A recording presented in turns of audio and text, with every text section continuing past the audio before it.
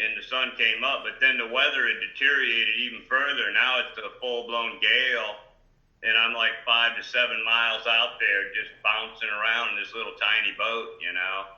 Right. And, I mean, I really didn't think I was going to make it, I swear, and I really can't, words are inadequate to tell you how much I appreciate, you know, how professional you guys were at getting me out of the boat onto that big boat. You know, that's not an easy thing to do, I know.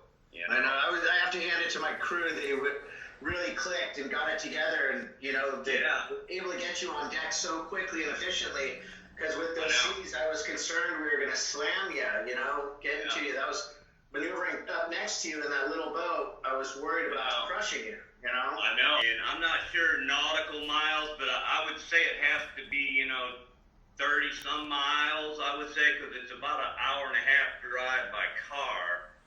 But straight down the beach, probably 25, 30 miles, I would say, maybe. Okay, and then you were about 25 offshore, too, when we got you. Oh, I was way out there, yeah. I'd lost sight of land, the day before. And that night, that absolutely nightmarish night I spent out there, and the winds, oh my God. And the boat I got flipped out of the raft several times during the night, Oh, yeah. Yeah, the raft was full of water when we saw you with it, and you were just basically like in a bathtub of sorts. Yeah, I had no way of bailing it.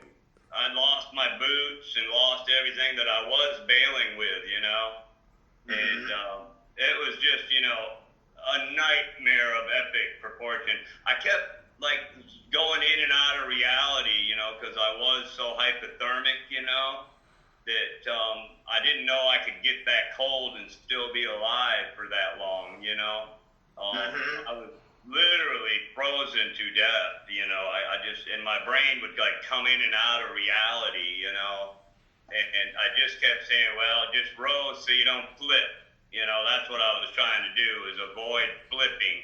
Because every time it turned over, it just took everything I had to get back in the boat, Oh boy, I bet. And I know there's a lot of big sharks out there just waiting for you to fall in the water, you know what I mean? Right. Because where we drag it down here, we see them by the hundred, 8, 10 footers just everywhere, And all night long I'm out there. I kept getting thrown into the water, get back in the boat. I couldn't tie myself to the raft. I didn't have any rope, And my fear was on one of the overturns with the waves so big, the raft would get away from me, Oh boy, yeah. Yeah, and it was a pitch black night, So what happened to your shrimp boat? What was going on there? The hull, unbeknownst to me, I didn't learn that until days later when I was returned home. Friends of mine went and got the boat and brought it in, torn to pieces, of course. There's not much left, but it had a split in the keel, about 5 foot long. And I guess just a stress crack formed, and it was leaking a little bit, but not much, And all of a sudden, it must have just opened right up that day while we were working.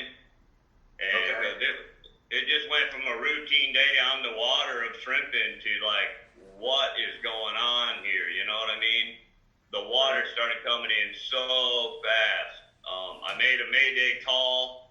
I had boats about a mile away from me that, could see them, but not really see them, And, but they were definitely within radio earshot.